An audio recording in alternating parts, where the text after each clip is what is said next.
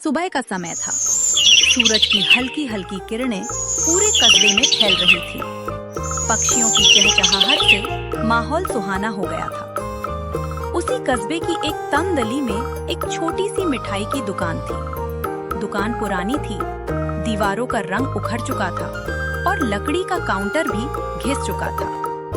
उस दुकान का मालिक था रामू हलवाई। रामू बहुत मेहनती इंसान था।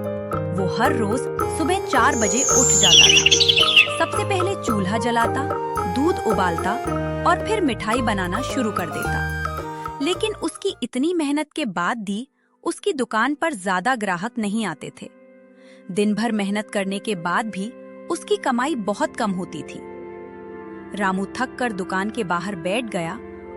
हे भगवान, मैं सुबह से रात तक इतनी मेहनत करता हूँ, हर मिठाई दिल लगाकर बनाता हूँ, लेकिन फिर भी मेरी दुकान पर ग्राहक क्यों नहीं आते? क्या मेरी किस्मत कभी बदलेगी? इतने में उसकी पत्नी सीता चाय लेकर आई। रामू, इतनी चिंता मत करो। मेहनत करने वालों की किस्मत देर से सही लेकिन बदलती जरूर है। सीता, कभी कभी लगता है कि मेरी मेहनत बेकार जा रही है। नहीं रामू, तुम्हारी मेहनत कभी बेकार नहीं जाएगी, बस धैर्य रखो। रामू की छोटी सी दुकान के ठीक सामने एक बहुत बड़ी और चमचमाती मिठाई की दुकान थी। उस दुकान का नाम था श्यामलाल मिष्ठान भंडार। उस दुकान में हमेशा भीड़ लगी रहती थी। रंग बिरंगी मिठाइयाँ कांच के बड़े शोकेस में सजी रहती थी। रसगुल्ले, लड्डू, काजू कतली, जलेबी और कई तरह की मिठाइयाँ। दुकान के बाहर हमेशा ग्राहकों की लंबी लाइन लगी रहती थी। रामू अपनी दुकान से सामने की दुकान को देख रहा था। लोग आते, मिठाई खरीदते और खुश होकर जाते। रामू के मन में थोड़ी उदासी आ गई। सीता, देखो सामने कितनी भीड़ है। सुबह से लेकर रात तक उनकी दुकान भरी रहती है और मेरी दुकान पर तो शायद ही कोई आता है। रामू, दूसरों की भीड़ देखकर दुखी मत हो। हर इंसान का समय अलग होता है। तभी सामने की दुकान का मालिक श्यामलाल बाहर आया। वह रामू की खाली दुकान देखकर मुस्कुराने लगा। अरे रामू, आज भी दुकान खाली है क्या? हाँ, अभी तक कोई ग्राहक नहीं आया। अरे भाई, मिठाई बनाना भी एक कला है। हर कोई हलवाई नहीं बन सकता।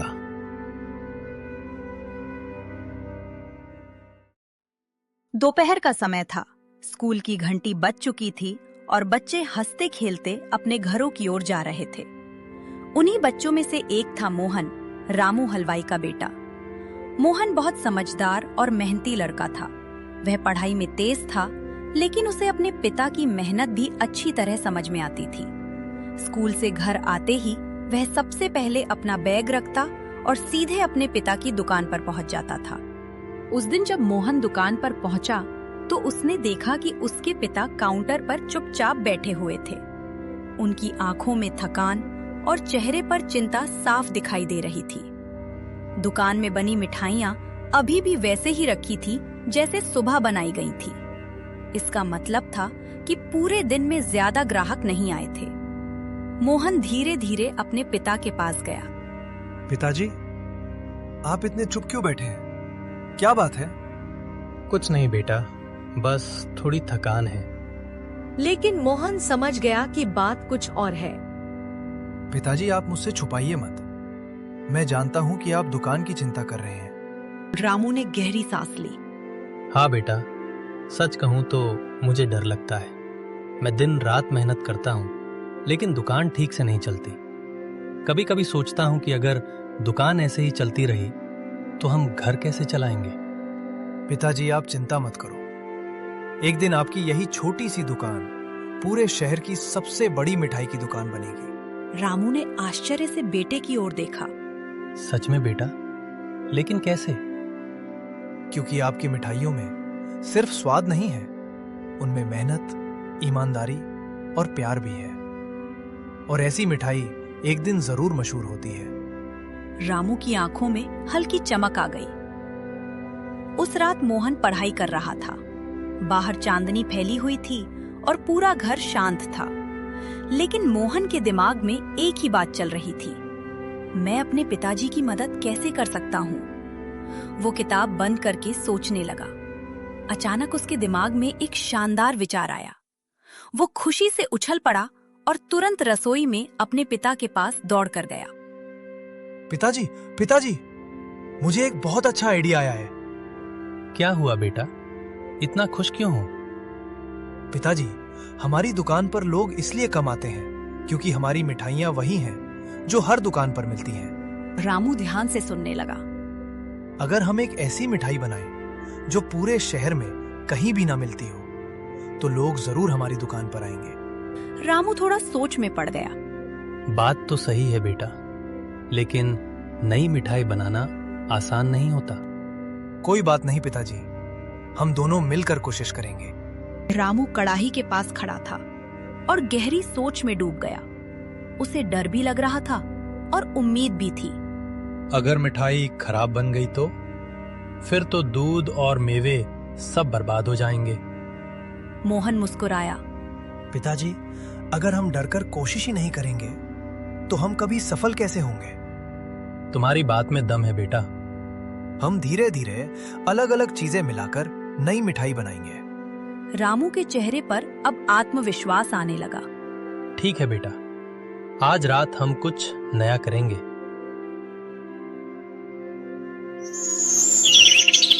रात काफी गहरी हो चुकी थी। पूरे कस्बे में सन्नाटा था। हर घर में लोग सो चुके थे, लेकिन रामू के छोटे से घर की रसोई में अब भी चूल्हा जल रहा था। रामू और मोहन दोनों पूरी लगन से नई मिठाई बनाने में लगे हुए थे।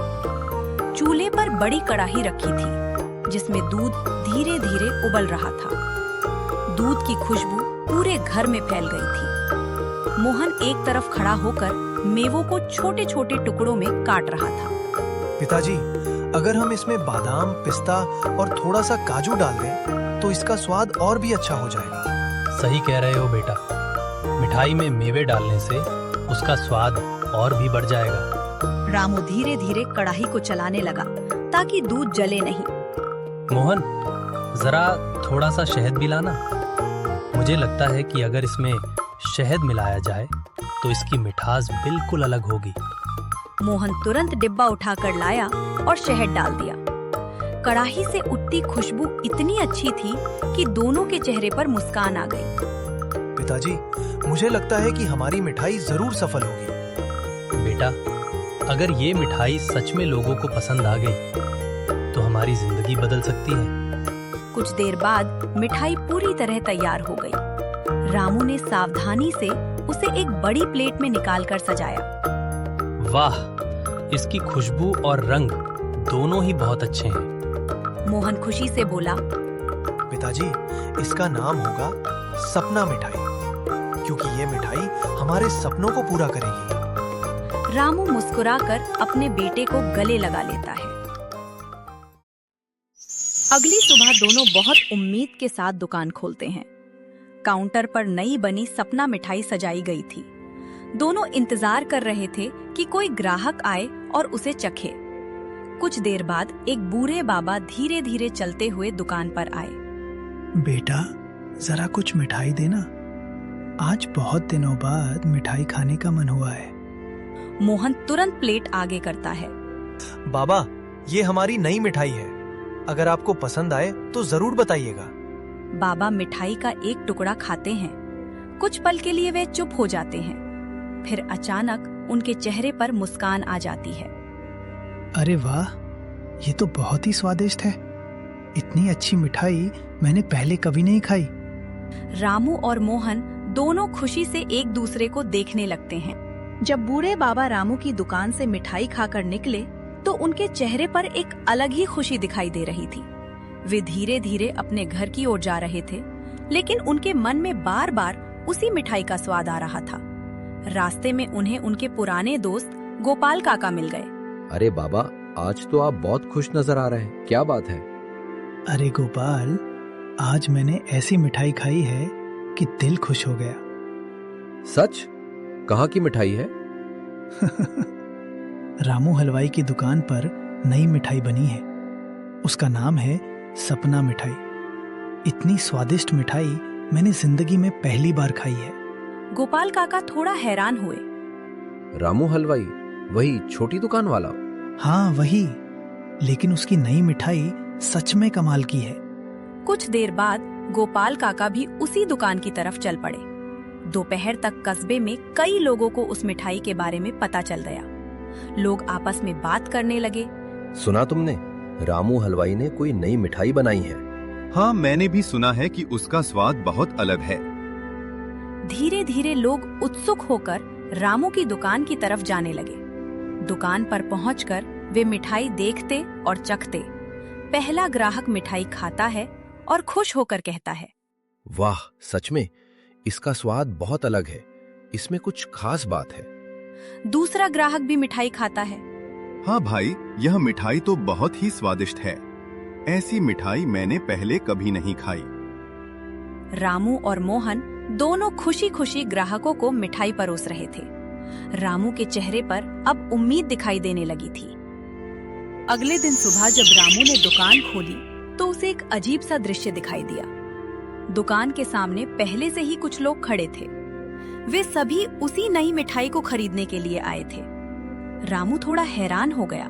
मोहन, देखो, आज तो दुकान खुलने से पहले ही ग्राहक आ गए।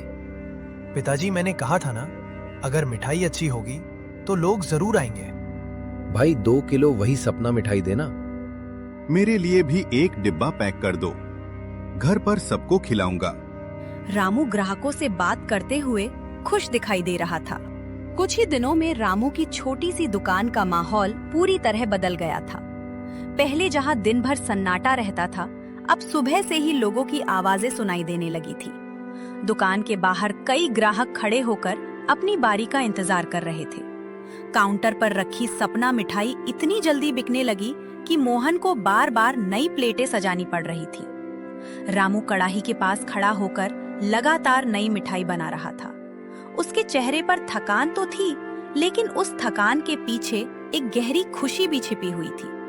एक ग्राहक मिठाई का डिब्बा लेकर मुस्कुराते हुए बोला, रामू भाई, आपकी ये नई मिठाई तो सच में कमाल की है।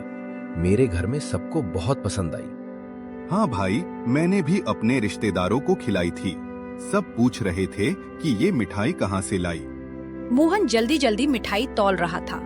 पिताजी, जल्दी से और मिठाई बनानी पड़ेगी, ये प्लेट भी लगभग खत्म हो गई है। रामू हंसते हुए बोला, अरे बेटा, पहले तो दिन भर में इतनी मिठाई भी नहीं बिकती थी, और आज देखो, बनाते बनाते भी कम पड़ रही है। कुछ देर बाद दुकान में और ग्राहक आ गए। भाई 2 किलो सपना मिठाई पैक कर दो, आज मेरे घर मेहमान आने वाले हैं। मोहन ने जल्दी से डिब्बा पैक किया। ये लीजिए, और अगर पसंद आए तो फिर जरूर आइएगा। ग्राहक मुस्कुराते हुए चला गया। रामू थोड़ी देर के लिए काउंटर के पास खड़ा होकर दुकान में लगी भीड़ को देखने लगा। उसकी आंखों में हल्की नमी आ गई। बेटा मोहन, मैंने कभी नहीं सोचा था कि मेरी छोटी सी दुकान पर इतना काम होगा। पहले तो मैं घंटों खाली बैठा रहता था। मोहन मुस्कुराते हुए बोला, पिताजी, ये सब आपकी मेहनत का फल है। आपने कभी हार नहीं मानी। रामू ने प्यार से अपने बेटे के सिर पर हाथ रखा। नहीं बेटा, अगर तुम वो नया आइडिया नहीं देते तो शायद ये दिन कभी नहीं आता। उसी समय एक छोटा बच्चा अपने पिता के साथ दुकान पर आया। पापा, मुझे वही वाली मिठाई चाहिए जिसके बारे में सब लोग बात कर रहे हैं। लो बेटा, ये लो हमारी खास सपना मिठाई। बच्चा मिठाई खाकर खुशी से उछल पड़ा। वाह, ये तो बहुत स्वादिष्ट है। यह देखकर रामू और मोहन दोनों के चेहरे पर खुशी आ गई। उस दिन शाम तक रामू की दुकान पर इतनी भीड़ रही कि दोनों को आराम करने का भी समय नहीं मिला। लेकिन ये वही मेहनत थी जिसका सपना रामू कई सालों से देख रहा था। जब रात को दुकान बंद हुई तो रामू ने आसमान की तरफ देखा और धीरे से कहा, भगवान, आज पहली बार मुझे लग रहा है कि मेरी किस्मत सच में बदल रही है। रामू की दुकान पर बढ़ती भीड़ को देखकर सामने वाली बड़ी दुकान के मालिक श्यामलाल के मन में जलन होने लगी। कुछ दिन पहले तक पूरे कस्बे में उसी की दुकान सबसे मशहूर थी, लेकिन अब कई ग्राहक उसकी दुकान छोड़कर रामू की दुकान पर जा रहे थे। श्यामलाल अपनी दुकान के बाहर खड़ा होकर यह सब देख रहा था। उसने देखा कि कुछ लोग रामू की दुकान से मिठाई लेकर बहुत खुश होकर जा रहे हैं। भाई, रामू हलवाई की सपना मिठाई का स्वाद तो कमाल का है। हाँ, अब से हम वहीं से मिठाई खरीदेंगे। ये सुनकर श्यामलाल को बहुत गुस्सा आया। वो अंदर गया और अपने कर्मचारियों से बोला, मुझे पता लगाना होगा कि उसकी मिठाई में ऐसा क्या खास है। श्यामलाल के मन में अब रामू के खिलाफ जलन और गुस्सा बढ़ता जा रहा था। वह सोचने लगा कि किसी तरह रामू की दुकान की लोकप्रियता कम करनी होगी। श्यामलाल अपनी दुकान के अंदर बैठा गहरी सोच में डूब गया। उसे समझ नहीं आ रहा था कि रामू की छोटी सी दुकान अचानक इतनी मशहूर कैसे हो गई। वह बार बार खिड़की से बाहर झांककर रामू की दुकान की तरफ देखता। वहां लोगों की भीड़ लगी हुई थी और सभी खुशी खुशी मिठाई खरीद रहे थे। श्यामलाल के मन में जलन और बढ़ गई। अगर लोग ऐसे ही उसकी दुकान पर जाते रहें, तो मेरी दुकान का क्या होगा? उसी समय उसका एक कर्मचारी पास आया। सेठ जी, आज भी कई ग्राहक रामू हलवाई की मिठाई की बात कर रहे थे। यह सुनकर श्यामलाल का चेहरा सख्त हो गया। मुझे पता लगाना होगा कि उसकी मिठाई में ऐसा क्या खास है। कर्मचारी थोड़ा सोच कर बोला, सेठ जी, क्यों ना हम जाकर उसकी मिठाई चक्कर देखें? श्यामलाल कुछ देर चुप रहा, फिर बोला, हाँ, पहले मुझे खुद देखना होगा कि वो क्या बना रहा है। अगले दिन श्यामलाल चुपचाप रामू की दुकान की तरफ गया। उसने सोचा कि अगर वो सीधे अपनी पहचान बताएगा तो लोग समझ जाएंगे। इसलिए वो भीड़ में खड़ा होकर सामान्य ग्राहक की तरह व्यवहार करने लगा। दुकान पर कई लोग खड़े थे और सभी सपना मिठाई खरीद रहे थे। श्यामलाल धीरे धीरे काउंटर के पास पहुंचा। भाई, एक पीस वही नई मिठाई देना। मोहन ने मुस्कुराकर मिठाई की प्लेट आगे बढ़ाई। जी लीजिए, ये हमारी खास सपना मिठाई है। श्यामलाल ने मिठाई का एक टुकड़ा खाया। कुछ पल के लिए वह चुप हो गया। सच में इसका स्वाद तो बहुत अलग है। लेकिन उसने अपने चेहरे पर भाव नहीं आने दिया। ठीक है। वह मिठाई खाकर धीरे धीरे वहां से चला गया। अब श्यामलाल समझ चुका था कि रामू की मिठाई सच में बहुत अच्छी है, लेकिन उसके मन में अभी भी जलन थी और वह सोच रहा था कि किसी तरह रामू को पीछे कैसे किया जाए। कुछ ही दिनों में रामू हलवाई की सपना मिठाई पूरे कस्बे में बहुत मशहूर हो गई। दूर दूर से लोग उसकी दुकान पर मिठाई खरीदने आने लगे। रामू और मोहन दोनों दिन रात मेहनत कर रहे थे। दुकान पर इतनी भीड़ होने लगी कि कभी कभी मिठाई जल्दी खत्म भी हो जाती थी। एक दिन कुछ ग्राहक आपस में बात कर रहे थे। रामू हलवाई की मिठाई सच में बहुत स्वादिष्ट है। हाँ, यहाँ की मिठाई में अलग ही स्वाद है। रामू ये सब सुनकर बहुत खुश हुआ। कुछ महीनों बाद रामू की मेहनत रंग लाने लगी। उसकी कमाई पहले से काफी बढ़ गई थी। रामू ने सोचा कि अब उसे अपनी दुकान थोड़ी बड़ी बनानी चाहिए ताकि ज्यादा लोगों को मिठाई मिल सके। कुछ समय बाद उसने एक नई और बड़ी दुकान खोल ली। दुकान के बाहर एक बड़ा सा बोर्ड लगा था, रामू स्वीट्स, सपना मिठाई स्पेशल। दुकान के अंदर नई कढ़ाई, साफ काउंटर और सुंदर मिठाई के डिब्बे रखे हुए थे। पिताजी, हमारी नई दुकान कितनी अच्छी लग रही है। हाँ बेटा, ये सब हमारी मेहनत का फल है। अब रामू की जिंदगी पूरी तरह बदल चुकी थी। जो हलवाई कभी अपनी छोटी दुकान में बैठकर ग्राहकों का इंतजार करता था, आज वही पूरे कस्बे का सबसे मशहूर हलवाई बन चुका था। एक शाम रामू अपनी नई दुकान के बाहर खड़ा होकर लोगों को मिठाई खरीदते हुए देख रहा था। उसकी आंखों में खुशी साफ दिखाई दे रही थी। मोहन बेटा, अगर तुम वो नया आइडिया ना देते तो शायद आज भी मेरी दुकान खाली रहती। पिताजी, ये आपकी मेहनत और ईमानदारी का फल है। रामू ने अपने बेटे को गले लगा लिया। उस दिन रामू को समझ आ गया कि मेहनत, ईमानदारी और नए विचार से इंसान अपनी किस्मत बदल सकता है। मेहनत करने वाले की हार कभी नहीं होती।